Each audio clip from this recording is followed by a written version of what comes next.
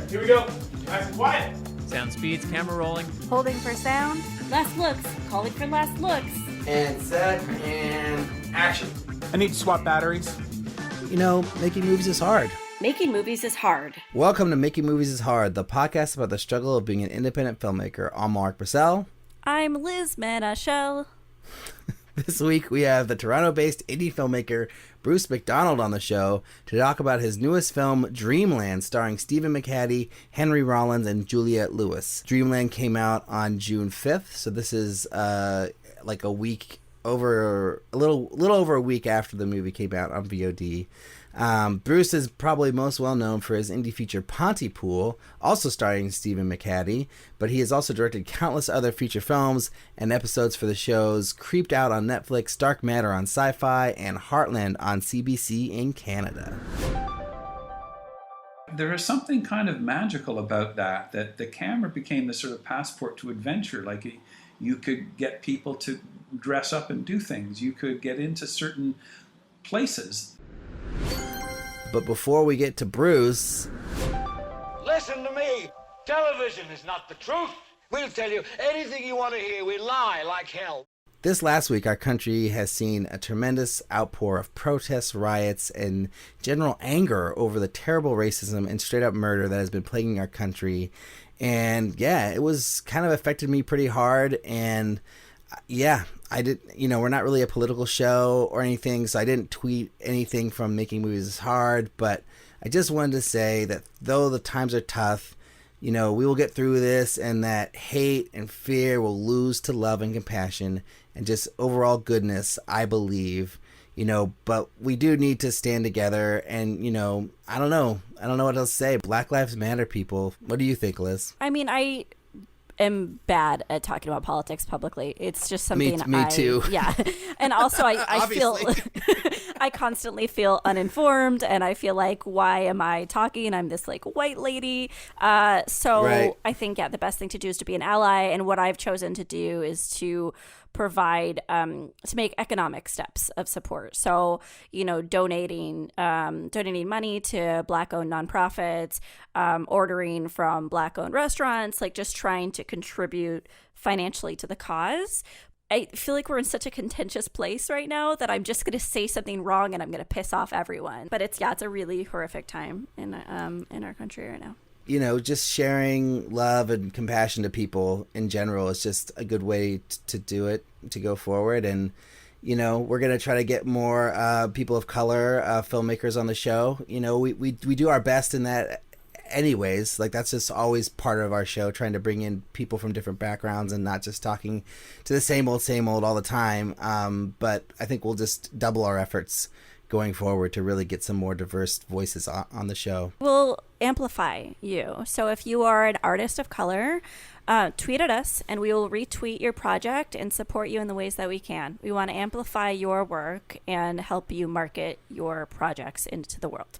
Yeah, and I mean, just reach out to us. If you have a movie that's coming out, let us know. We'll see if it's a good fit for the show. We can't obviously have everyone on, but we have as many as we can. So, don't be afraid to reach out.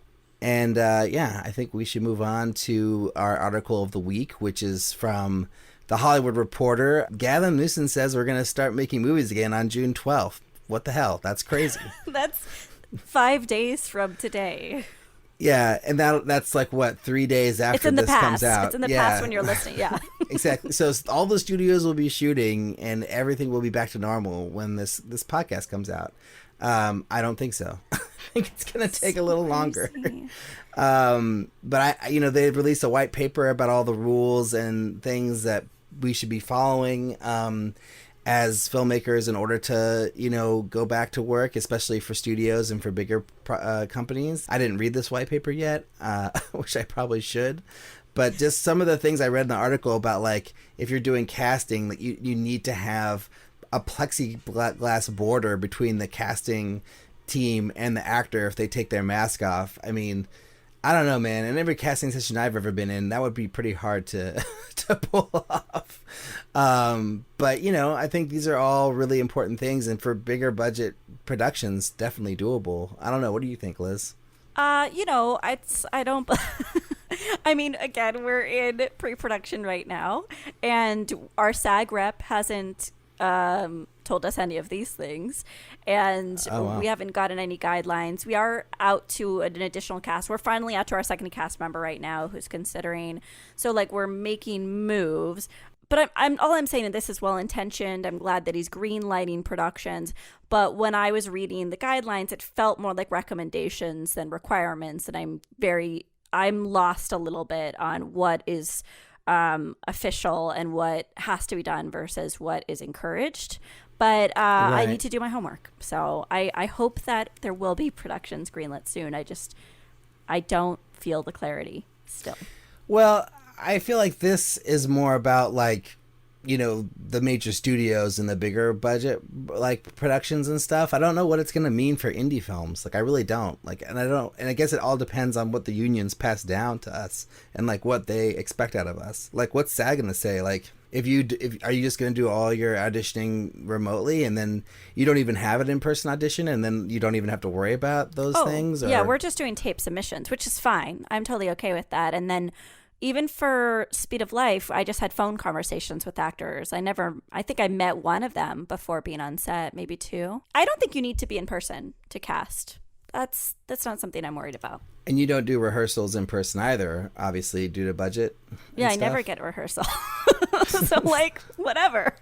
So it's basically just, it's not really going to make a difference to you. It's really more about, like, okay, when we get to set, like, following those guidelines that are set down, basically. Also, what I understand, and oh God, someone's going to email us and tell us I'm wrong about this, but I believe SAG rates for ultra low budget, the day rates increased from $120, it's like essentially $140, but $120 to $200 a day. So, like, there's really? Now, wow. Yeah. So, like, now, and there's a lot of differences in terms of the payments of actors in SAG productions, in addition to all of these other standards and practices that are evolving. So I just think in general, the low budget indie is going to go through some massive infrastructure changes in the next few months.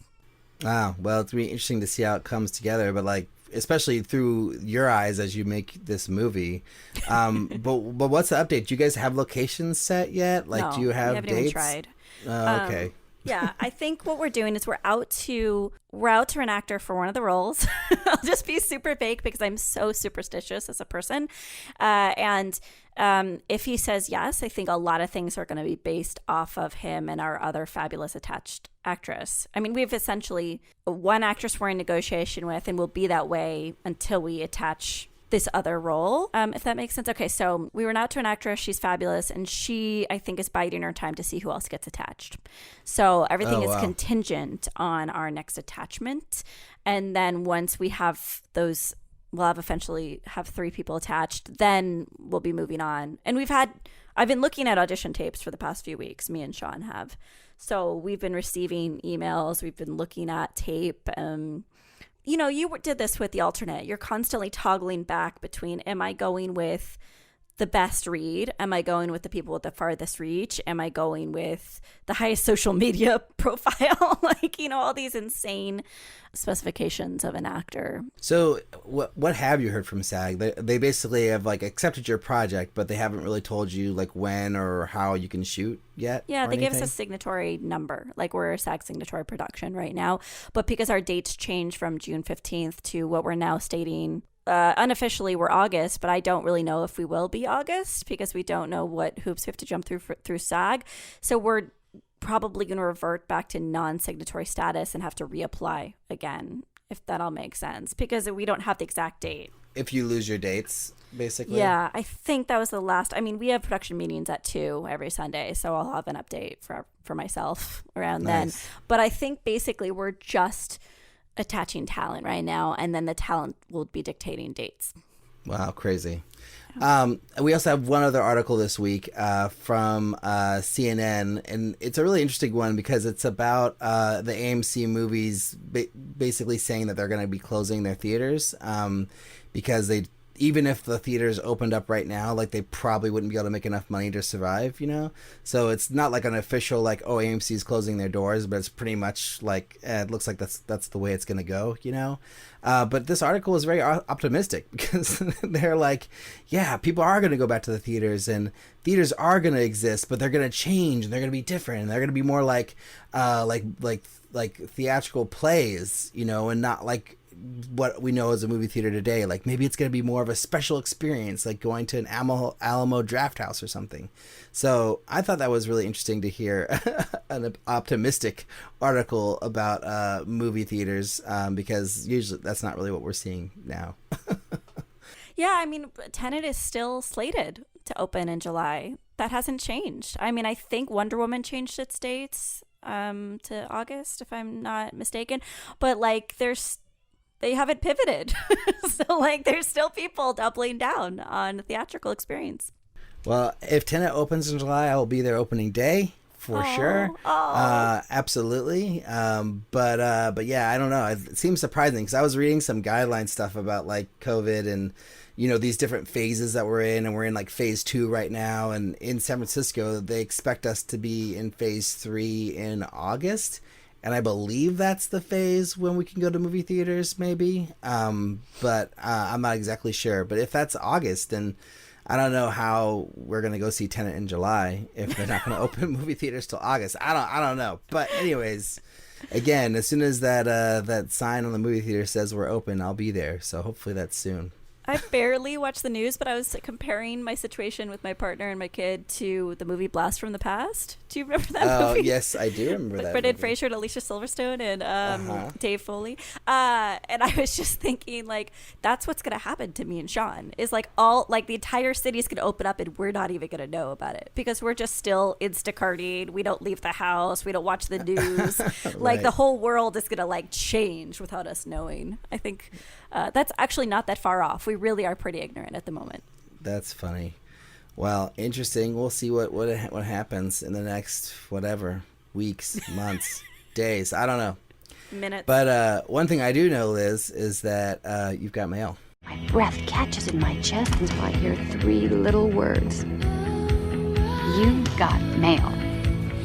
Yeah, very interesting week for us. Do you want to start with this first one, Liz?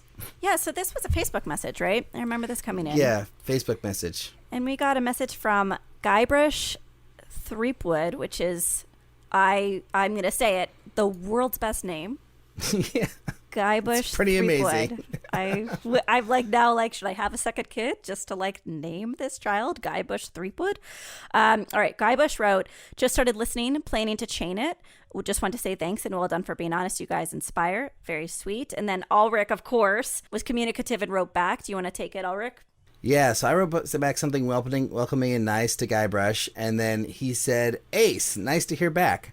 I'm only 5 or 6 episodes in. Your Facebook sponsored links have paid off. Feeling particularly film broken at the moment as I just tried something after about a 2 to 3 year stop, and I missed the deadline and just took a break. Thanks for getting in touch, and I have 250 more to listen to. Yikes, all the best.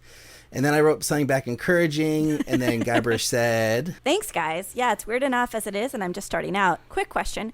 I'm using stills to animate, but I'm not sure what aspect ratio or size to pick for rendering. Any help would be useful. And then he says, got an example at Everett Dance Devil on Insta or Twitter if you want to look.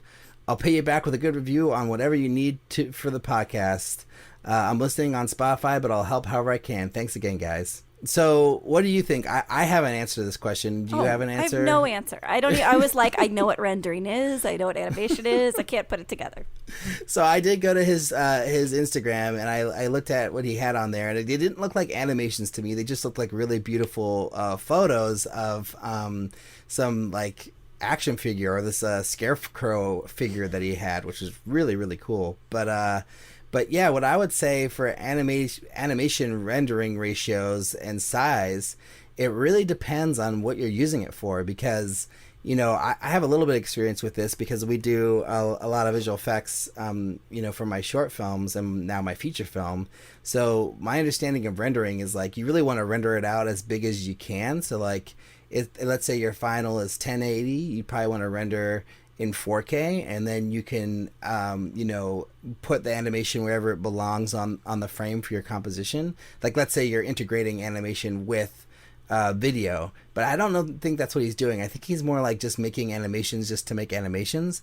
So I would say if you're gonna try to have it be like a final thing that we watch, I think 1920 by 1080 is great. 16 by 9, standard video ratio. And I mean, I don't know if these are supposed to live on Instagram, and then if it's to live on Instagram, that's a whole different answer to that question, because Instagram has all these crazy ratio requirements and things. So I would look up the Instagram ratio requirements if you want to make it for Instagram. But if you're just doing it for video for me to watch as an animation on Vimeo or YouTube, yeah, I would say, 1920 by 1080. That's the way. I went to his Instagram. I'm now following him. And by the way, Guy Bush Threepwood is actually a fictional character from a game. So I was just like, oh, I thought your parents just had like a lovely imagination and were really creative. But it sounds like it's some sort of throwback to a LucasArts game. But anyway, this project he's doing, the Uncanny Comb, looks really cool. It's miniatures. It looks a little bizarre. I only see 2 images and I'm already hooked. So we want to hear more about what you do with this, Guy. Yeah. So do you see what his real name is, or is it just Guybrush? You just realized that was a fake name? Well, Instagram refers to him as Guy Wood. So I don't think either name is real at this point. Okay. There we go. Well, man of mystery, whoever you are, or a woman of mystery, could be a woman. That's right. Thank you. And hopefully that answered your question, was helpful. Lastly, so Dick Nixie on Twitter wrote us back on May 30th, responding to our episode with Bradley Gallo. It wasn't Bradley Gallo. No, I think it was Justin Kurzel. Damn it. Hold on. Justin Kurzel. Okay. Yeah, and in our networks segment, we talked about Universal versus AMC, where Universal made some statement about how they're going to release more bigger projects on VOD as well as theatrical, and then AMC, reactionarily, banned Universal movies from AMC theaters, like in a really crazy letter, which if you read that letter, it's very I wouldn't want to say butthurt, but kind of like that, very, very defensive and insecure, I would say, which is, maybe that's not the right thing to say, but whatever. That's how I read it. And he says, I think you guys, this is what Dick Nixie said, I think you guys really missed the point of the Universal versus AMC thing. Universal stated they wanted to start releasing theatrically and VOD at the same time, which would result in massive loss for theaters, which barely make any money from tickets anyway because of studios. So what is your reaction? Well, it's like my general fear of having a podcast is like I'm not going to say every aspect to an answer that I should say, especially when it's a topical, topical topic. Point is, I think Dick Nixie is right, and we didn't really address it. And the podcast, we didn't mention specifically that it was going to be theatrical and VOD at the same time. Like, I don't believe we ever mentioned it. So he's right. But that I also am just thinking we played 2 sides of the coin in that discussion a lot, where we said it was good, it's bad, it's good, it's bad. So I think God, this is horrible. It's a complex situation where it's right. Bad for everyone and interesting and provocative. So I don't know. I'm on board with Dick Nixie for calling us out, but I also feel real guilty for not addressing it in the recording. Well, I think we talked about the article. I don't know if maybe we just glazed over the details of it a little bit, but I think where we basically were just saying that, like, yes, VOD releases have been a thing for a while, and I kind of felt like this was a little bit of a an overreaction in a way, because like these things are happening, and then not to say that they shouldn't like make a statement saying like if you don't honor the 90-day window, we're not going to play your movies. Like totally, that's understandable, and that's kind of what Regal released like right after this. And so I was just saying that like it was a little bit of a strong reaction in a way where you could have like come out with a more like well thought, sort of more, I don't know, measured response, rather than just, because they said this worked out well for us, oh, we're going to ban you.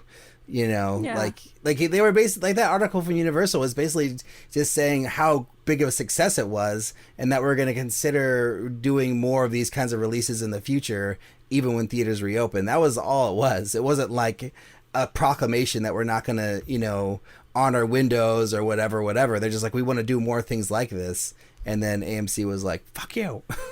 So ultimately, I don't really feel passionately empathetic towards Universal or AMC or Regal or any of these massive chains, because they're massive corporations. And what I think we should really talk about and be concerned about is the art house exhibitors who are suffering pre-pandemic, during pandemic, going to suffer post-pandemic, and don't have the capital and the audience to have these fits that these massive companies are having right now. So whatever, I don't know if that adds to the conversation, but I do think I gave Universal a little too much credit, as well as I gave AMC a little too much credit in our original chat. Yeah, I don't know. I mean, I guess what I'm trying to say is I stand by what we said, but yeah, maybe we could do a better job of outlining the article a little more clear next time. Maybe that's right. I don't know. No, but thank you, Dick Nixie, for saying something and listening to us. Yeah, absolutely. Thanks, Dick Nixie. And if you are not, if we also ruined this response to your thing, let us know. Probably. I'm positive I ruined it. If this was terrible, we'd like to know that too. And maybe you can tell us how we can be less terrible in the future. But if you want to be like, Guybrush and Dick Nixie, there's lots of ways for you to get in touch with us, including our Patreon page at www.patreon.com/MMIH podcast. That's a way that you can support the show. If you like what you're hearing, you can give us $1 a month. That would be amazing. If you love what you're hearing, you can give us more. If you want a wonderful pin while they last, our enamel pins, you can give $9 a month, and even just for 1 month, and you can get a wonderful enamel pin. You can also leave us an iTunes review, and that's a really great way to show that you like the show or that you don't like the show. We don't actually have very many under 5-star reviews, which is really wonderful. Thank you, everybody. You can also send us your questions and topic suggestions to podcast@makingmoviesishard.com. And we'll read it on the show. I'm Lori Craven, and I'm an actress. An actress? Really? How nice for you. I'm Betsy Faye Sharon, and I'm a bitch. I came with a topic suggestion, which I'm more prepared to talk about, but I did want to pitch another idea, Alrik, if sure. You wanna, and it's the idea of, can you be political and build an audience at the same time? So it's more of a conversation than a suggestion. And it goes back to the beginning of our recording today. But I've specifically made it policy to not talk about politics on social media, which I'm sure makes me at least 25% less good of a human, because then I'm being silent about important causes where we should be vocal about them. But it's kind of like the Dolly Parton argument, where Dolly Parton sees that she has customers on the right and the left, and she doesn't want to be exclusive or divisive enough to alienate her customers. And yes, that's a capitalist way of looking at things, but I don't think it's necessarily wrong if you are working in a commercial field. So I guess the topic today is, can you be political while also building an audience? And what I actually wanted it to just talk about it with you, instead of doing the thing we always do, which is me dispensing advice. Right. Yeah, I don't know. I pretty much take a similar stance to you, especially with this show. We're very don't talk about politics ever. We never have. Even during the 2016 election, when that happened, we basically, I don't think we even mentioned it. I think we mentioned it, but we didn't say anything. We just said, we're not a political show. We're not going to talk about this. So if you want to hear about this, go somewhere else, basically. But on my Facebook, I rarely talk about politics. And when I do, I always think I say something wrong or stupid. And, I did say something during the 2016 thing. And, I got a lot of response that I wasn't expecting from my community, and it was oh my gosh. And then it was kind of like a thing, I'm never really going to do this again, because I don't want that sort of thing. So I did say something about the riots and the protests and everything on my Facebook, just because I felt like I really had to, and I wanted to say something. I didn't want to be silent, and I think I worded it the way that I wanted to, where it was just how I really felt, I guess. in a way. But yeah, I don't know. I mean, I think you definitely can. Like, you see a lot of people who are super vocal politically and, you know, still have audiences and still, you know, have followings, you know. But I mean, is it the right thing as an artist, as a filmmaker to do, or is there a one right or wrong? I think it's just different, you know. I don't think there's one right way or a wrong way. I think it's just however you feel and what you choose to do. I think it should be calculated, though. Like, I think if you are deciding to be open and vocal and political, then you've decided to do that. I don't think it slips out, and I don't think it's accidental. Like, I very specifically do not talk about it on any social media because I have friends and family on both sides. And even saying that, I'm like nervous about the blowback of that statement, to be honest. I'm like very afraid right now. And also, I don't ever feel like I'm an expert on foreign policy or domestic policy. I think I'm a pacifist, but I'm, you know, like, I don't understand the intricacies of bear and bull markets, and like there's a lot of things that I don't understand. So I think it's just an acknowledgement that in this time we can use our voices, we can amplify things and causes that matter. You can, but you'll be recognizing that you're no longer an agnostic force in art either. There are factions in art that are conservative and liberal, and you'll find your family and you'll find a home there. I think people need to decide right now whether they're going to be vocal artists, because this is an opportunity, or it's an opportunity to separate those worlds. Yeah, I don't know. It's just like, I was struggling last week about this question, like, is it wrong to not be a vocal artist? Like, are you doing something wrong if you're just being apolitical on social media as a filmmaker or a painter or a musician or whatever? Like, is that like a bad thing? And I don't know the answer to that question. Like, I sometimes feel like I should be more vocal about my beliefs, you know? But then on the other hand, it's like, maybe it's just good that I'm just an artist and, you know, a podcaster, and I'm providing this thing for the world. And it's a way that people don't have to worry about all the problems of the world for an hour, because they get to listen to our podcast, though we don't talk about these things. I love that. I was, you know, for Speed of Life, I specifically was trying to cast an actor of color in the romantic lead role of Edward. And I brought it up a lot because it just seemed important to me. I'd seen a lot of whitewashed movies, Bread and Butters, an all-white cast, and I wanted to make sure I was as inclusive as possible in the casting process. And I also thought there were very few not few opportunities, but like, I didn't see a lot of indie fare with actors of color in my world, that in my like relationship dramedy world. And I remember talking about it with a producer, and he said, not a producer that's on board the project, a producer I was working with early on, and he said, it's not your job. Your job is to make the movie as you see it, as it was born in your mind, and it's not your job to fix the world through filmmaking. And it's like something I constantly go back and forth on. Is it like, every film is an economic exchange. It's a way to contribute to the market. It's a way to give your time and energy, very important resources, to something that you care about. So why shouldn't every single decision be a pointed one, right? But at the same time, you're right. Like, there is that other flip side of the coin, which is like, we're here to make movies. We're here, you know, to bring people out and help them escape from the trauma of real life. Right. Every decision doesn't have to be, oh, no, I think I've landed on opinion. Every decision should be political. No, it felt wrong to say the other side of the coin. Right. No, I don't know. I mean, I just, like, I think for me, it's like the one thing I can do to make a difference is like things like diverse casting in my films, you know, especially now where I'm in control completely of my destiny in that regard, you know, where I'm raising the money, so I get to make the decision. So I feel like I should just be casting diversely all the time, because why not, you know? Like, and it's also something I personally want to see more of, because it is so annoying to watch every show, every movie, everything that comes out, and it's like not necessarily whitewashed as much these days, but they're always like, the white people are always the lead roles, you know, at least like either a male lead or a female lead has to be a white person. You can't have the only white character in the movie be a supporting character.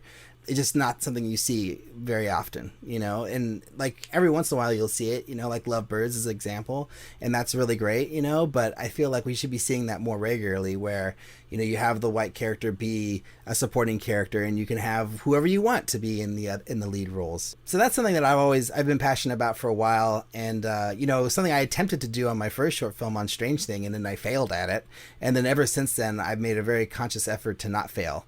And I've had very diverse casts, you know, since then, which has been wonderful. That's like the thing I can do and that I like to do. And I think as I grow as an artist and a filmmaker, it would be great to be a producer that was able to support artists from different backgrounds and like to take a step back on the creative and just help an artist of color like make a movie that they want to make or tell a story that they want to tell, you know?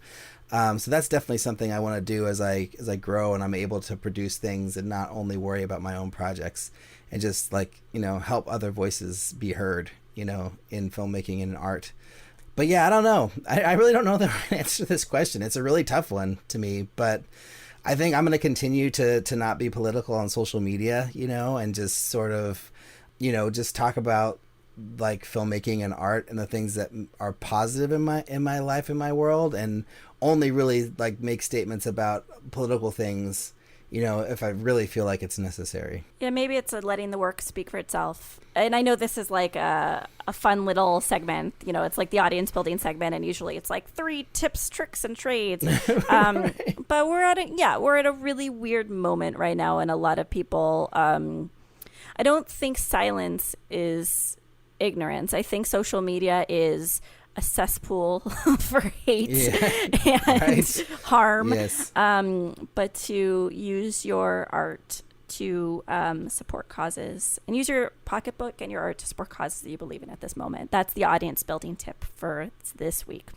Yeah, no, definitely. And I really liked what you said earlier in this conversation about like, you know, making it a choice. Like, if you're going to be political on social media, make it a choice to be political on social media. And if you're not going to be political and you're going to focus on just making your art speak for itself, then make that decision. But don't like be very aware of what you're doing and try not to just do things by accident, because then that's when you can get yourself in trouble. Like, here's one last question just to end this. And I know this is already long, but like, will you ever make a political movie, Liz? Do you think that's like in your future as a filmmaker?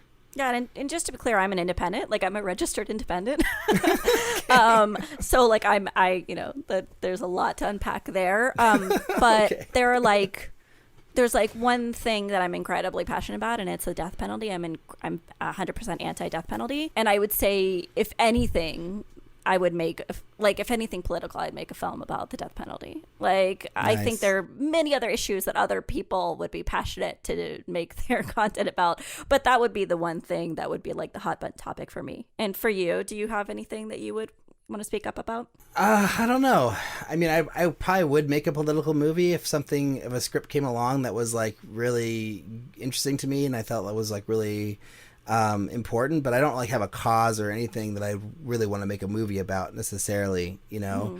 But I'm not opposed to it, but I think it would be definitely more of a genre piece. Whatever it was, it would be like a thriller, or, you know, maybe even if there was like a sci-fi political thriller that could be made, I would be interested in making that. Whatever that was. What about truth? What about the reality? What about the way the old ending tested in Canoga Park? This week we got sound bites from editors to talk about why they decided to become an editor. And the reason we did that is because we received a suggestion from a reader recently that we should bring on some more editors to the show. Hey, it's Jill Dunyanika. I am an editor and director.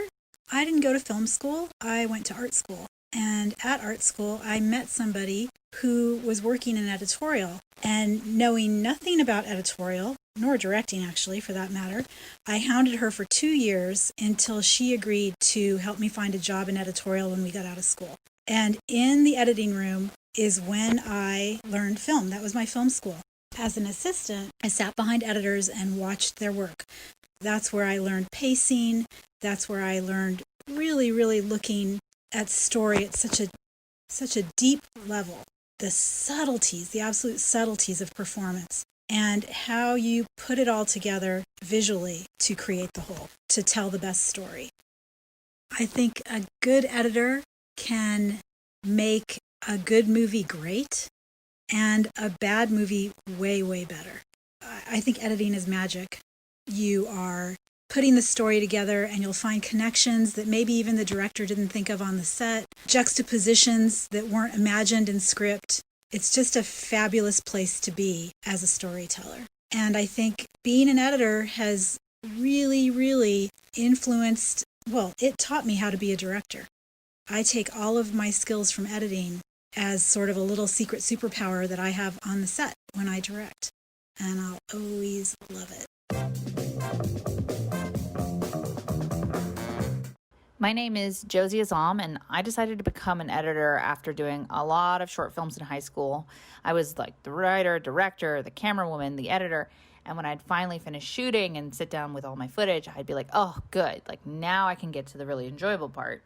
So when I got into undergrad film school and realized that everybody else really wanted to do the other stuff and would happily just let me edit, it felt very luxurious. Kelly Walker. So when I was about 12 years old, my best friend and I started making movies, and we'd write and direct and act in them. And we didn't know how to finish them because we didn't have any editing software. We would try to edit on 2 VCRs, which just was a mess. So when on my 13th birthday, my mom gave me Adobe Premiere, and I just fell in love with editing.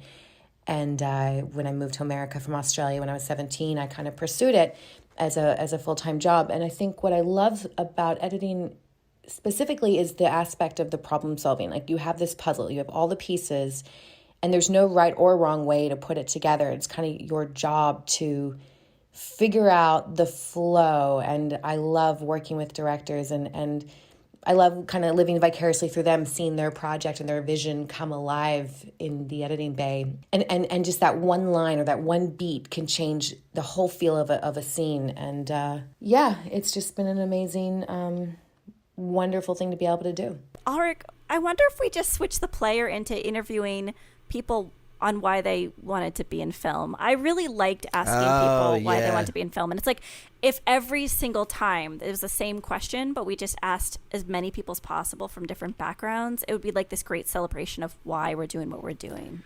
Yeah, I think that's a great idea. And I mean, I would also, like, you know, who knows how long the show's going to go on, but I would imagine it's going to go on for at least another 250 episodes, if not longer. So we have a lot of segments of the player to do in the future. So if we did like that question for 20 episodes, I think that would be great. And then maybe we get tired of it and we come up with different questions. But, you know, I think I like the variety personally. I think it's really interesting to hear different stories and different things from different people. But I do agree with you. Those sound bites from last week were really great. So, yeah, you want to do that for the next 10 to 20? Let's do it. Yeah, let's try it. And then if people hate it, let us know. Yeah. Like, yeah. Do you guys want to hear different random things each week from different people, like in the industry, or do you want to hear why you got into the industry from 1,000 different people?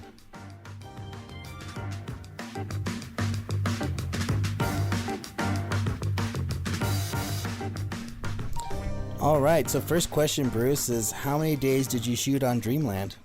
33 days. Ooh, and what was the rough budget, if you're allowed to talk about that? It's under 100 million, but it's probably closer to 5. Okay. How long did you work on the film from inception to it being released? I don't know. I mean, when we started it after we made Pontypool. We started the writing and we finished it, last year. So, wow, do the math. But that's like a couple of years off and doing other things. So you kind of chip away at something. It's like building a birdhouse or something. How many people were on set for this one? The shooting crew was probably about 24 people. And then out of all your projects, how difficult was this one? This was dreamy for Dreamland. It was fun. And did we have any nightmares? Not really. We were in Europe. We drank a lot of wine. We worked with fantastic people. the hours weren't long. They were like, in Europe, they shoot for 8 hours. They have an hour to set up, an hour and 8 hours to shoot, and an hour to tear it down. Very civilized, shot mostly days.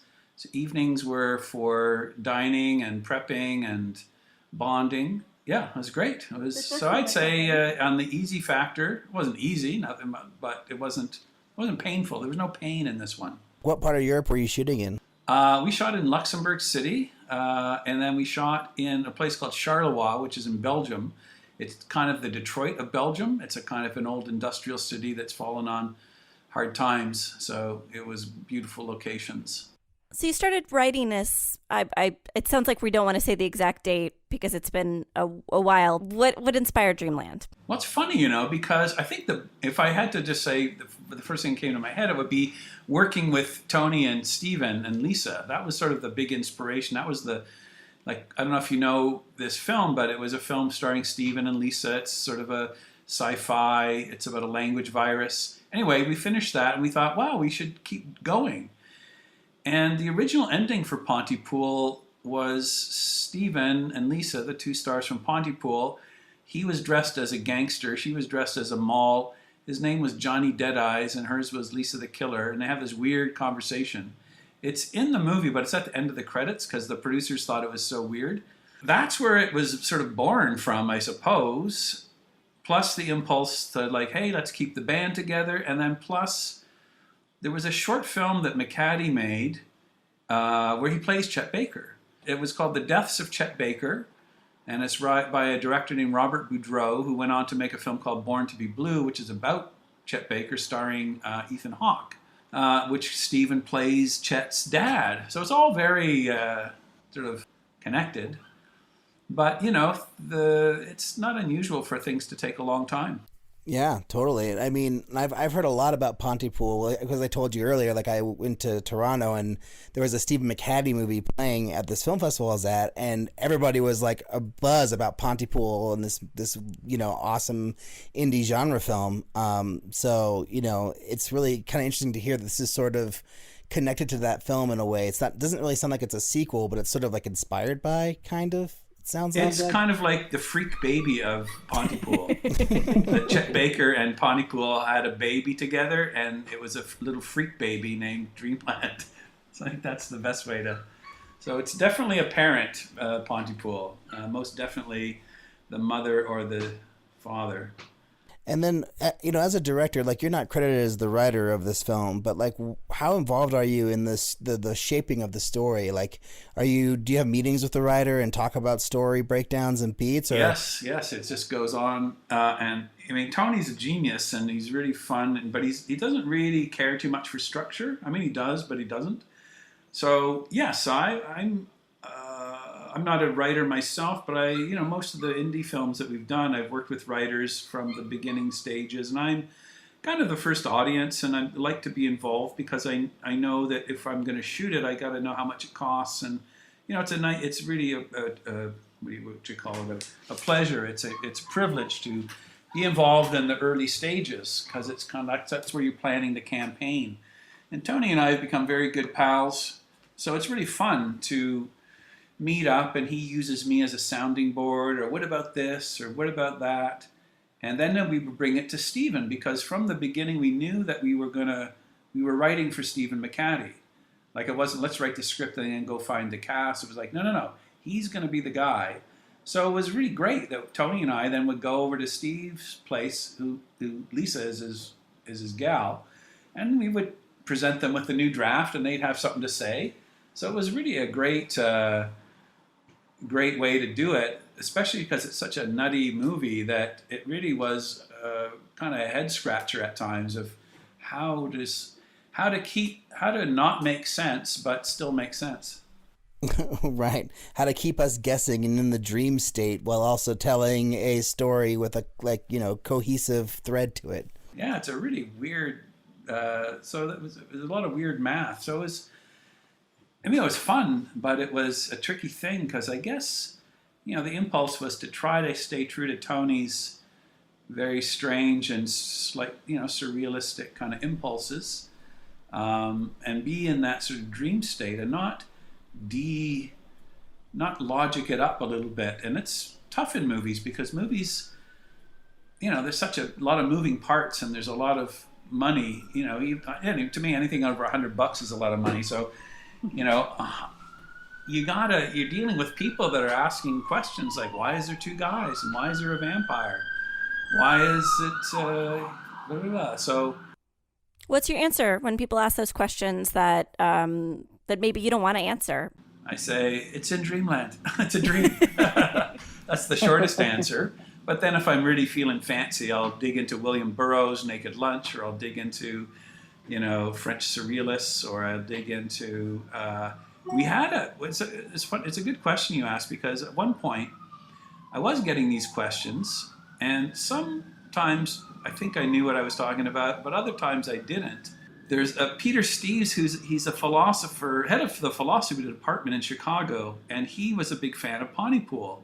So he brought us there one day and presented this big philosophical paper on, so then so after that I said, Peter, we're making a new film with Stephen and Tony. Would you consider coming on board as the production philosopher? So we could, if we have questions like, why are there two guys? Maybe you could help us answer that. And he was like, oh yeah. So he was great. Like, he didn't get to come to set because we were pretty far away, but he wrote me some stuff about, the history of the doppelganger and kind of what it sort of means in literature and in philosophy.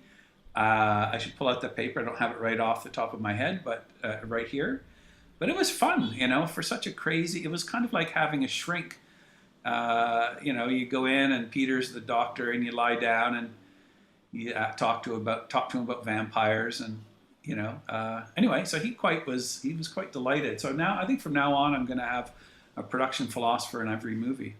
Did you use that kind of source when talking to actors? Like, I find that very often, I mean, you're very respected and very experienced in the film industry, so I doubt you have any actors questioning your methods or questioning the script. All the time, yes. Or not, they're always asking questions, so sorry to interrupt. No, that's good to know too. But I guess I'm just curious, like, when you want to just have that open mind and that open flow of logic through the storyline, and there may not always be a concrete motivation for the actor. Do you pull in that production philosopher and say, "Well, talk to him. He has a whole, thesis." I did that a couple times, I think and encourage them. We would talk, and sometimes, when it get onto the deep waters of semiotics and French surrealism and doppelgangers and that sort of thing, I'm good to a point. And then I said, well, there's this guy, the production philosopher, he would love to talk to you. So I think Lisa, Stephen, maybe a couple others, kind of like we'd email him and then he'd email back, but he was delighted to be sort of part of the process. Because it's a funny thing, writing, one of the things you want to ask yourself at the very beginning of any project is, well, what's the theme, or what's the impulse? And philosophy is something that's always been there to help us answer those big questions. Where do I come from, and where is my, who am I? It's these sorts of things. So when you're creating a new world, like a movie, and especially in this case, a movie that doesn't make any sense, those sort of philosophical questions and dream states are quite curious, and that you can sometimes get lost in the labyrinth, but often you'll pick up a thread and you'll either be validated in your impulses to think, oh, okay, there's a tradition of this, and and off you go. So you said, you've mentioned a few times how this movie is pretty out there and different. Was there any one thing that you were getting a lot of pushback from investors or producers that you fought for that ended up in the movie? Yeah, I think the two things were, why is there a vampire, and why is there two guys that look the same? And weirdly, the guys that asked about the vampire, they loved the fact that there was a vampire in it. I'm talking about the producers and the money, because I guess they thought, if there's a vampire in a movie, maybe it's a horror movie. And, we don't quite know what it is, if it's a horror movie. I mean, it could be, I suppose, but not really. So they kind of liked the kind of commercial idea of a vampire, but they weren't sure what it was doing in our movie. So I just kind of assured them that this was a modern fairy tale that we were making, and this was an allegory about the current times, and this is about a world above and a world below, and if again getting right back, and I would say it's called Dreamland, so there's a vampire. And but they, you did get those questions, and nobody was out to sort of stop it, but they did have the questions, and they kind of, even the money and even the guys and the women that were up in that kind of rational, in the control room with the levers of rationality, they seemed to kind of enjoy the fact that there were these sort of strange elements. And perhaps if the world that we made wrapped its arms around these, they would all seem to belong with each other, would all seem intentional and motivated. I have a big grin on my face right now. I'm a big fan of David Lynch. Like, my dog's name is Laura Palmer. So that's hilarious. Dream Logic. I adore David Lynch, yes. I love Dream Logic. I love the idea of driving creativity from, different aspects of consciousness that you might not be even aware of. Can you talk a little bit about the creative process for this film? I know you didn't write it, but you worked with the writer, and were there like atypical things that you did on set? Anything about how you created this open atmosphere? Well, it's funny you mentioned David Lynch, because, he has this great book called Catching the Big Fish. Mm-hmm, and he talks about transcendental meditation and stuff. And I don't know much about that particular meditation practice, but I was really fascinated to read that he'd been a student of this. And, the short takeaway from me that I got from this book that he wrote, and of course the films, I adore his movies, is that if you keep a door open to the unconscious and don't regulate it too much, cinema is a dream. Cinema is I always look at TV as kind of like theater and logic and books and novels and talking and people and great stories, whereas movies sort of have a bit more, or maybe in the future they'll continue to kind of explore that path of of cinema, sound, picture, dreamy things, and moving sound, picture, image things, and be sort of liberated from the kind of fascism of kind of narrative logic, which is really pleasurable. But when you get into Lynch territory, there's something just fantastic about, not that anything is allowed, because even his films, there's a certain logic to the illogicalness to it. So I guess, going into this, in this process, what I decided to do was to try to keep that door open. And when I, film is a very collaborative thing, so the DP and the designer and the costume people, I would encourage them. I would say, listen, sometimes, if you keep that door open, it's called Dreamland. If you have an impulse that you're not quite sure of, please tell me.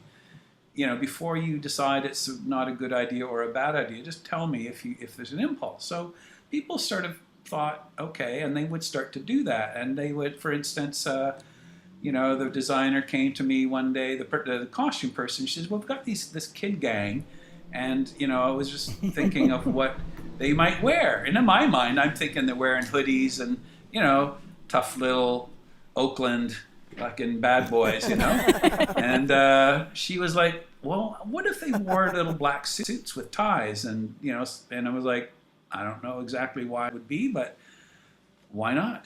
And so a lot of those decisions that you see in the film, a number of them actually, from sometimes in the casting, sometimes in the choice of location or the choice of, this or that, was impulses, or to try to just keep the dream. Like, why does Hercules have two women dressed as little soldiers, and as is kind of, they were written to be kind of like a couple of New Jersey Goombas, but we thought, well, maybe there are these two beautiful women in soldier outfits, sort of, and like.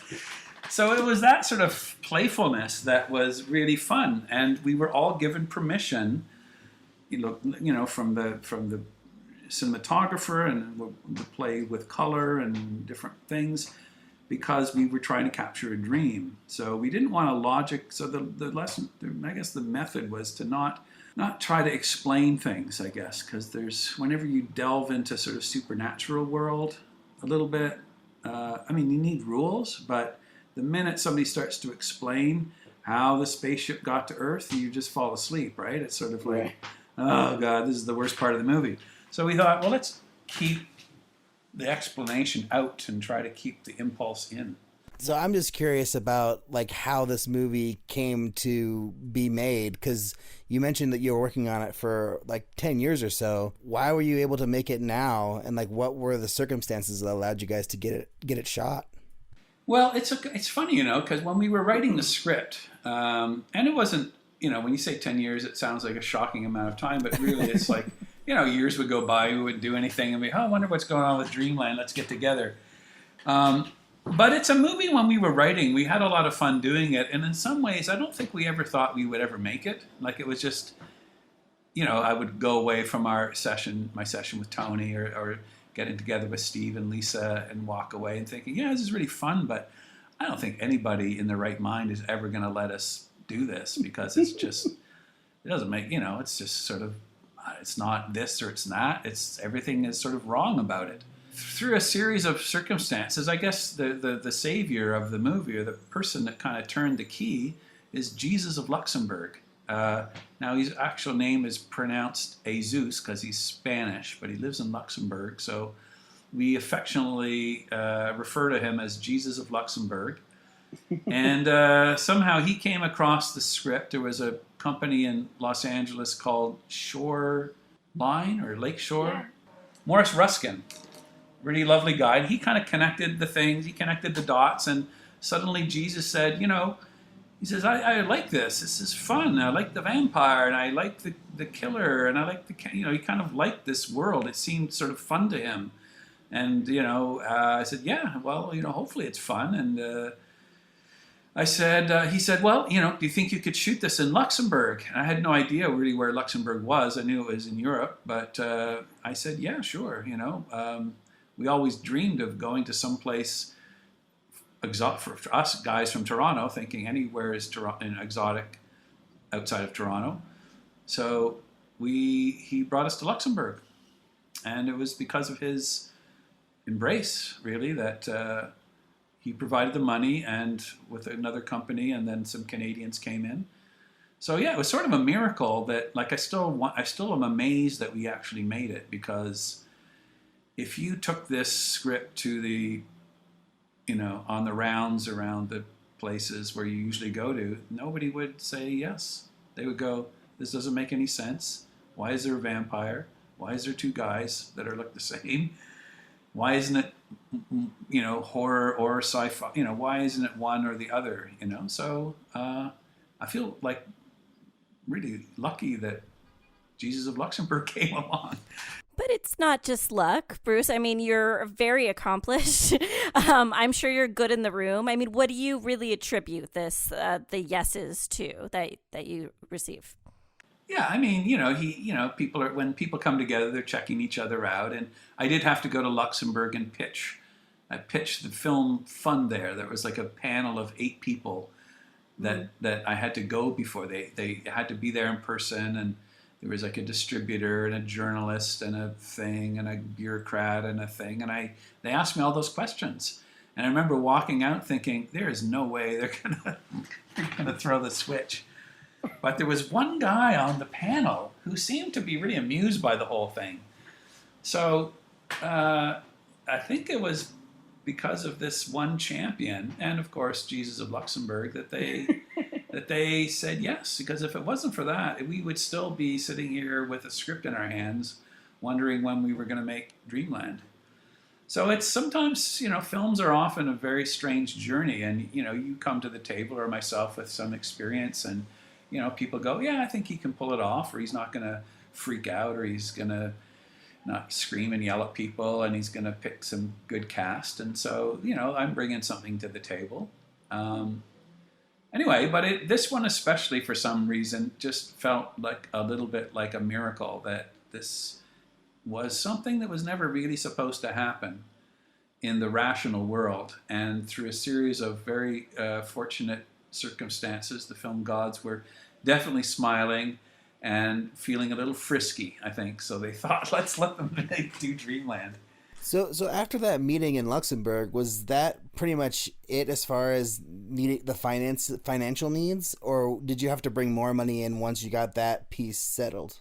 Well, that was kind of the rock, because once we got that, and we found out like 2 days after we had this tribunal, right? It was pretty amazing.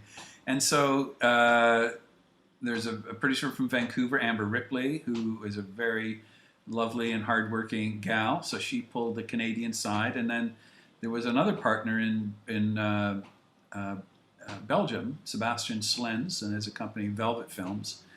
So between the three, and it starts to get kind of complex when it comes to budgets and tax credits and all this sort of counting, and it's quite sort of hellish for the producers. But it's how independent films are made. So you have to spend a certain amount in each place and cast people from different places, and it all works, and it's done all the time. But yeah, great people, and so this is why we shot a little bit in Belgium, because some money came from there, and we did some of our editing in Toronto, and then we did some of our sound.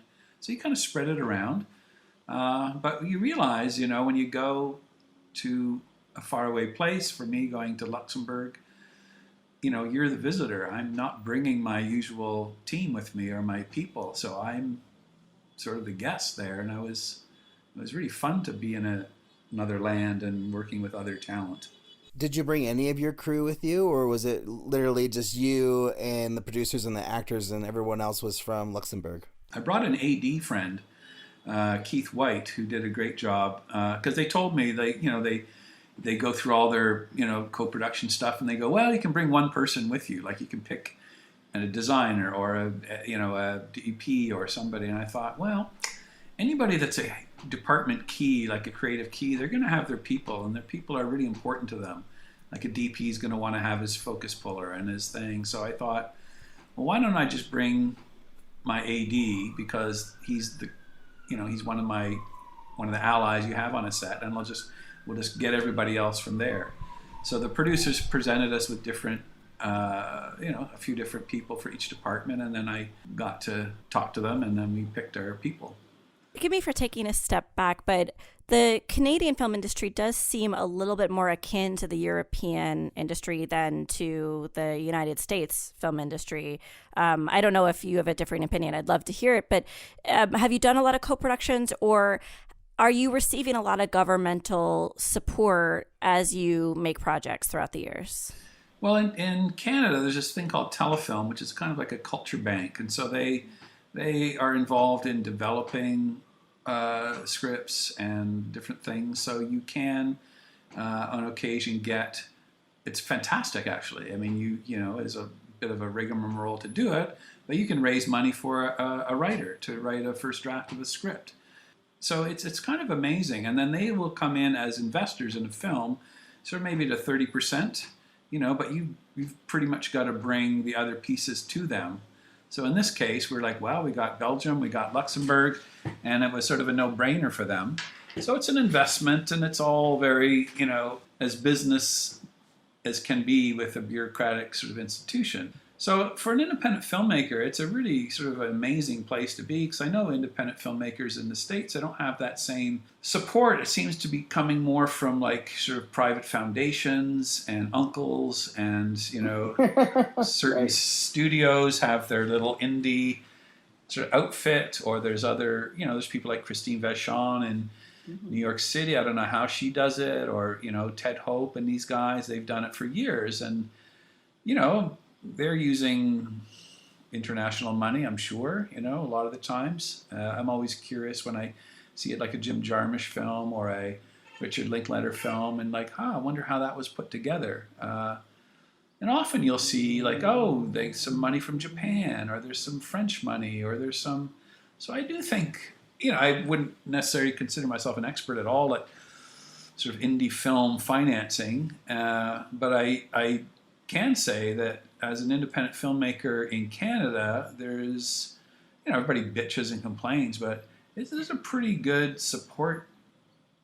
It's not like they'll just give it away, but there's arts councils and there's some private money. Like I've raised money privately out of Toronto from crazy millionaires / gangsters. I've raised money from English television stations and French distributors.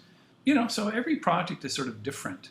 But yes, in Canada, there is an effort to support the arts because we sit beside the United States, which is like this giant entertainment behemoth. So there's a kind of a notion in the government's eyes that if we don't sort of nurture our own novelists, musicians, actors, talent, we'll just be American. And there's nothing wrong with being an American, but when you're your own sort of thing, you want to have some of your own thing. So you've had a lot of projects over the years, and I'm sure you've worked with like lots of different types of ways of getting the funding for these projects, like you said. Like, have you found that you are able to go back to some of the same people, like maybe 5 years, 10 years later to fund a new project? Or do you find that like your money's always coming from someplace new? That's a good question. I mean, I think because you build up a track record, yes, you can go back to people, and not just the, maybe not just the investors themselves, but sometimes the producers that do that job. Like, that's the nice thing about sort of getting to a point where you've done a bunch of stuff. You've got relationships with people. It's really helpful if you've made a film that's made everybody really rich. Then they're really excited when you come back with the new one. But if it's, I've just made films that have kind of just, they kind of, none of them has made lots and lots of money, but, they've played around. And so, yes, there is a bit of repeat business, but there's always a kind of a new element for some reason. Depends where it's being shot, or depends on the genre, it depends on who's in it, that there always seems to be at least, a new player. But it sure is nice when you build on the relationships of your past. And, I will always do that. I will always go back to whether it's a private investor or a distributor or somebody that's helped put up some money. Like, for instance, actually, Jesus of Luxembourg, good example. So we've gone back to him with a project, and he seems pretty excited about it. So it's like, yeah. So because now we know how we work together, and it's really, it's not easier, but it's, what you're dealing with. And maybe you save a little bit of time and nonsense, because you know how to, get drunk together, you know how to fight, you know how to be on set, you know how to solve problems. So you're kind of a bit more like family, and it is really great. And that's why I think you do see certain partnerships that go on for years in a creative way, in a business way. I mean, that's, if you're lucky and you find that, you want to hold on to that for sure. So what drives you then, Bruce? First of all, I'd love to be on one of your sets because you just seem like the most lovely human. But I would love to see what got you into this business, what got you to start making films, and what causes you to keep going. When I was a teenager, my uncle gave me this camera, and I remember like a little Super 8 camera. And I think the thing that sort of blew my mind with that, and I was like 15 at the time or something, is that it wasn't so much about what we were making or what we wanted to make, or what, because at that age, you love movies, you love, everybody does pretty much. But I guess what sort of made me kind of sit up and take notice is that if you had a camera in your hands, you could get people to do just about anything. And I thought that was a really interesting notion, because I was a terrible guitar player, and I probably, if I was better, I would be in a sort of some kind of terrible cover band touring up and down the East Coast. But there was something kind of magical about that the camera became the sort of passport to adventure. Like, you could get people to dress up and do things. You could get into certain places by saying, hey, we're making this movie, and could we get into this empty stadium on a Sunday when nobody's there? Or, get into this interesting building. so it really started me to think that this little box with a thing in it, like a little lens and that's a pretty magical little thing, like it. And so that's the thing that fuels me, because it sure is fun. You know, people often say, what's your favorite part about? I must say I do enjoy the set. I do enjoy the kind of camaraderie and the socialness of it, and the it's a social art. It's not a solitary art. It's very much a collaborative process, and I think I enjoy that the most. And whether it's collaborating with the writer, and then with the producer, and then on the set. So on the set, it's sort of like the full house. So probably, I like the fact that filmmaking takes you places, like it takes you on adventures, it takes you on trips, it takes you into people's hearts, it takes you into people's lives.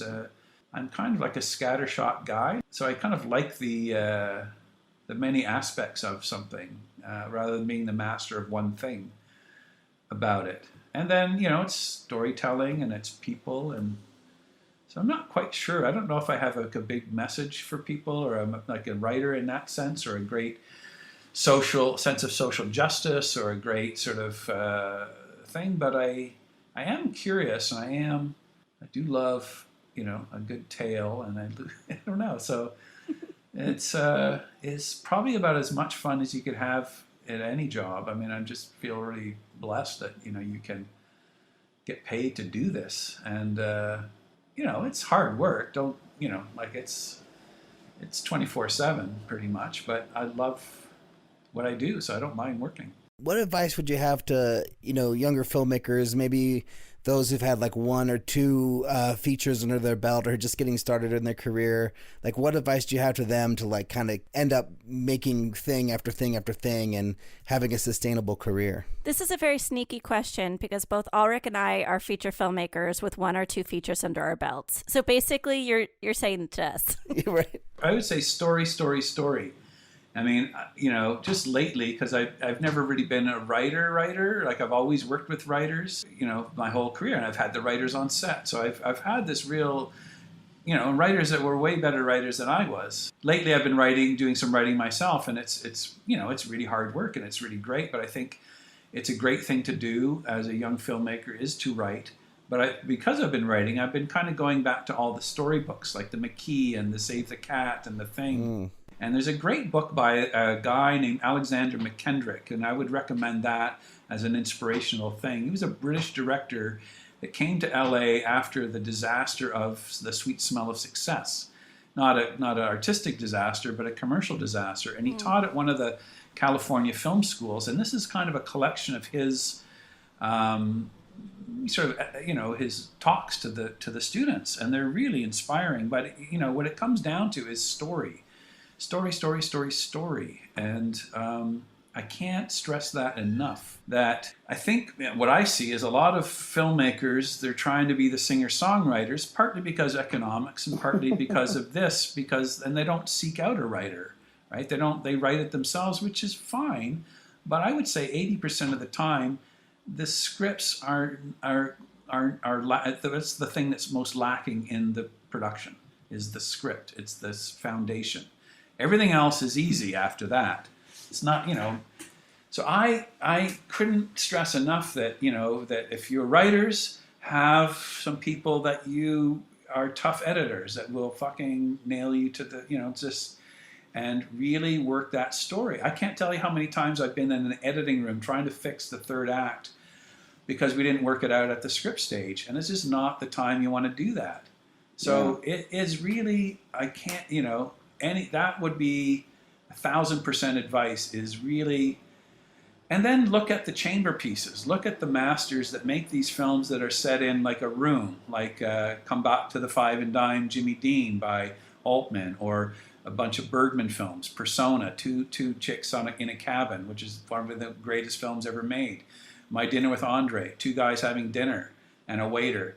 Like, these are kind of things to look for inspiration. Because the trap, a lot of young filmmakers, and I'm guilty of this too to this day, is there's 40 locations and there's 23 actors and there's this and there's that. So your wire is stretched really thin, and suddenly, and unless you have just the most brilliant script in the world, it's your resources are so stretched, and then the thing maybe comes out a little flat, or it's not quite.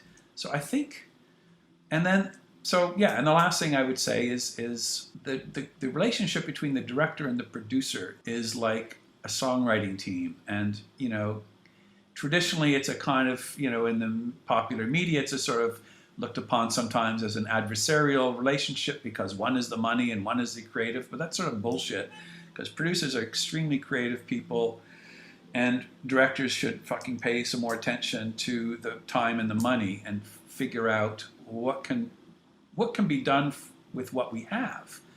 And it's that relationship that is the thing that's going to solve your production problems, and it's going to define your production.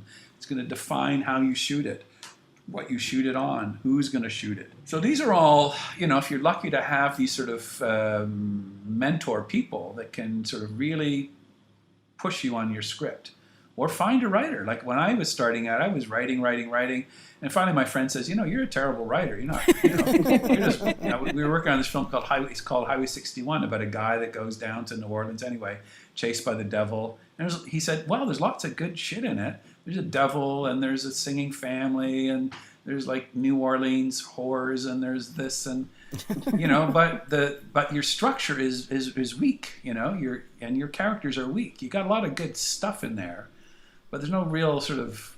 And so I said, well, where, I'm in Toronto. I'm not in Los Angeles or any place where there's a tradition of storytelling and thing. So my friends, I said, well, where do I find a writer? I wasn't from an artistic family. I had no connection to anybody in the business. And he goes, go to the theater. I'm like, oh, okay. Because Toronto had a lot of little, it's not like Cats or The Phantom, just a whole bunch of these little theater companies, right, of people doing crazy shit and beautiful stuff for like audiences of 25 people. But there was a lot of those places. So I found a couple of people that I still work with to this day that were like, I get paid nothing to work in the theater.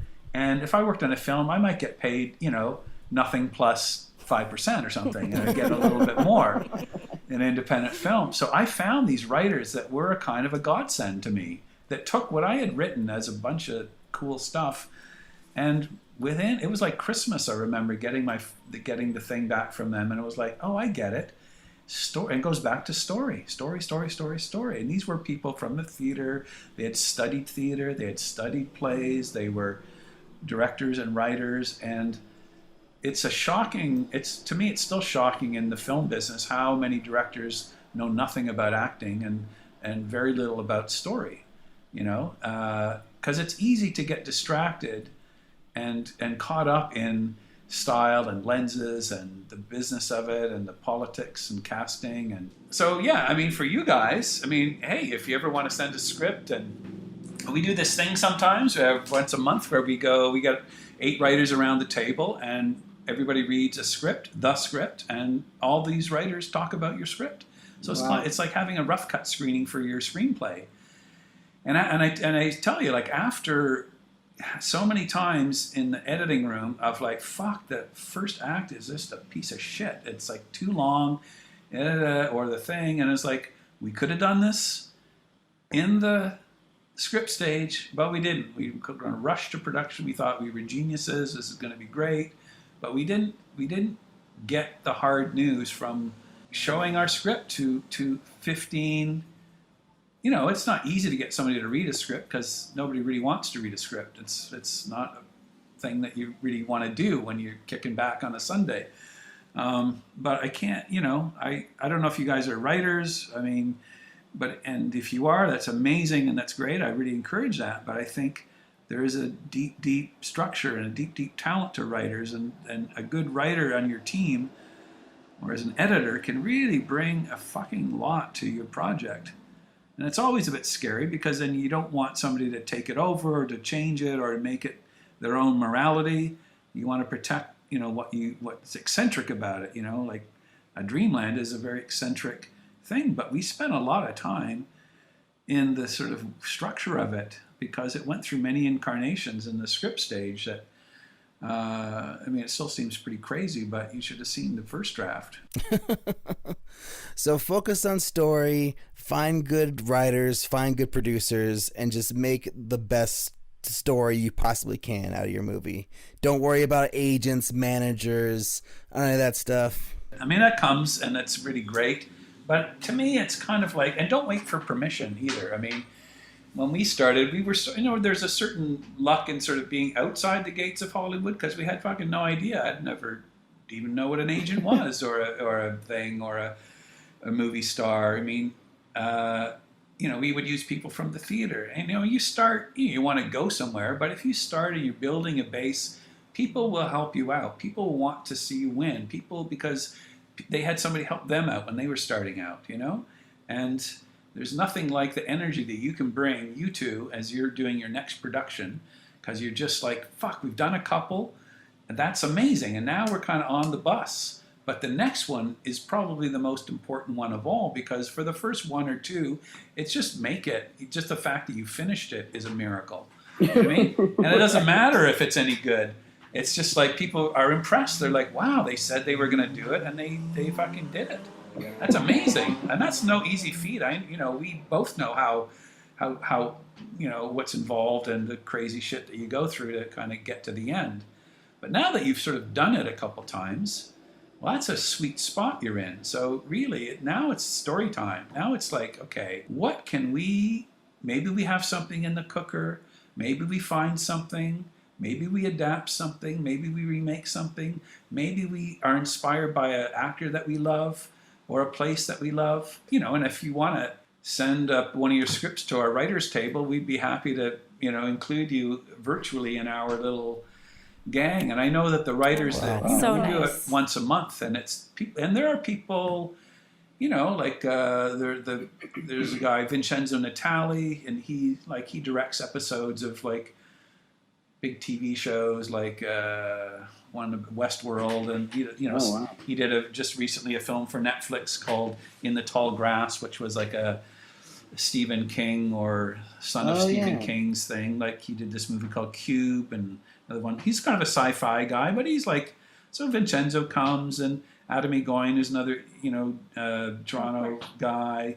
We got because of the fucking pandemic and stuff, but I think probably in June we'll get back to it. And we don't really, it's all fairly random what we pick in the scripts and stuff like that. But just to participate would be incredible. Or just come and you just it's just fun. And the writers all walk away kind of inspired, and you just get a kind of because it's different than you're showing it to writers. You're not showing it to agents or actors or managers or producers yet. You're just kind of going, here's what we've got, here's where we're at.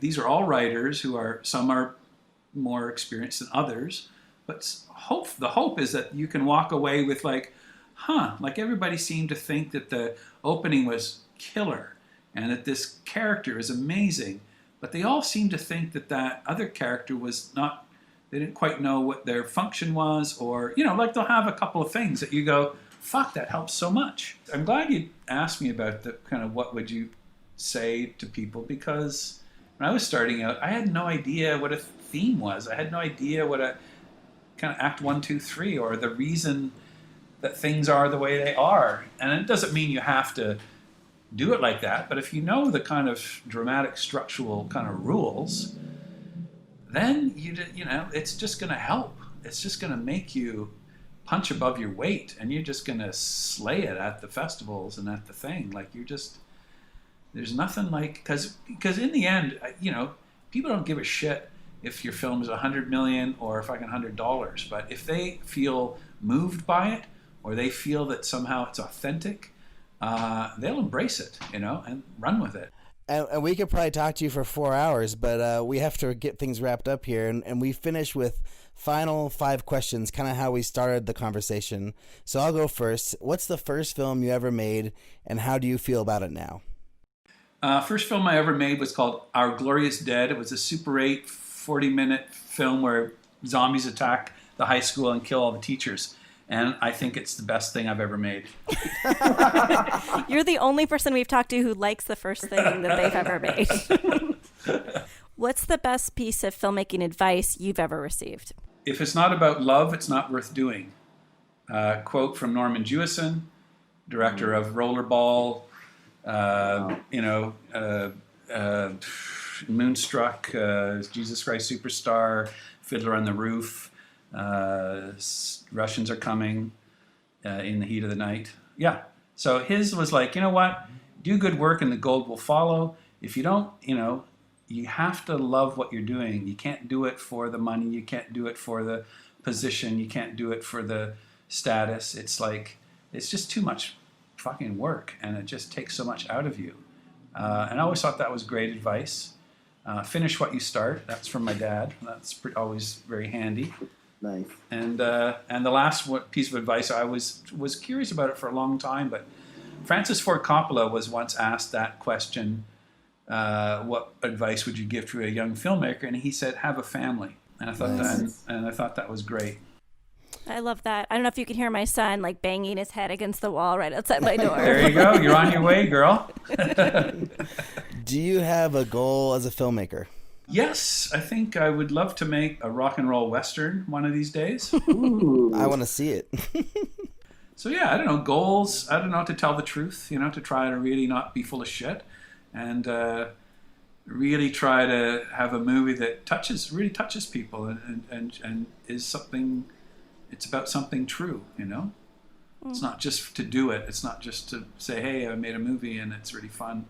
But if you could make a movie that actually, changes the world or changes somebody, that's a pretty remarkable feat. If you could go back in time, what's the piece of advice you would give your younger self? Story. That would be That's right. Yes. And learn about actors, I would be story and study acting. And then lastly, is making movies hard? It is hard, but if it was easy, everybody would do it. And it's hard, but it's pleasurable. Sometimes, hard is not a bad thing. Hard is just hard. To get through it to the other side, you feel proud and you feel accomplished because it is hard. It is fucking hard.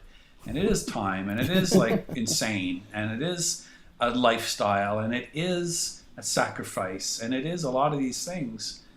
But if your aim is true, all the hard work, pays off on occasion. Where can we find you? Do you want to send anyone to specific websites or social media platforms, Bruce? Well, as you can see, I can barely turn on a computer, so I don't really have social media. So one of these days I'll get around to having social media. So no, I don't know, check out some of our movies that we've made in the past, Pontypool, or This Movie Is Broken, or Hardcore Logo is a favorite of people. It's a rock and roll movie. So I would, see, they're around. And then everyone should, of course, see Dreamland right away, right? Yes. Get it on VOD. Yeah, get high and go see Dreamland, Yes. After seeing it once, I think watching it high would be a great way to watch it again, because what a trip. I really appreciate you guys taking the time and talking to me and watching Dreamland and kind of doing what you're doing, putting it out there. That's awesome. Oh, no, our pleasure. Yeah, and thank you. Thanks for the fantastic conversation and all the advice. It's very, very helpful, man, and I know our listeners are going to get a lot out of it. Great.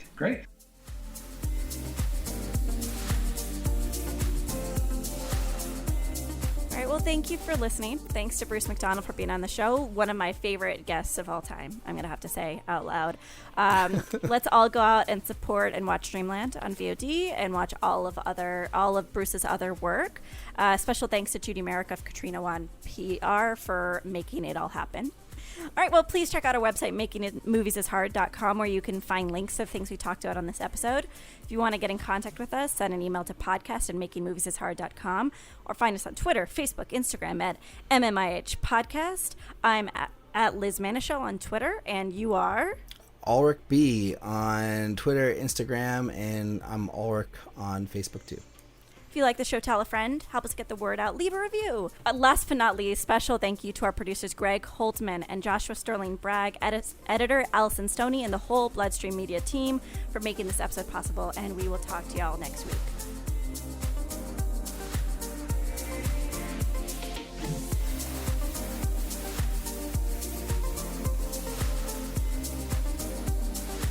I think every week I say that I can't speak. I'm realizing now it's like not, it's not a trend. It's like the way I talk.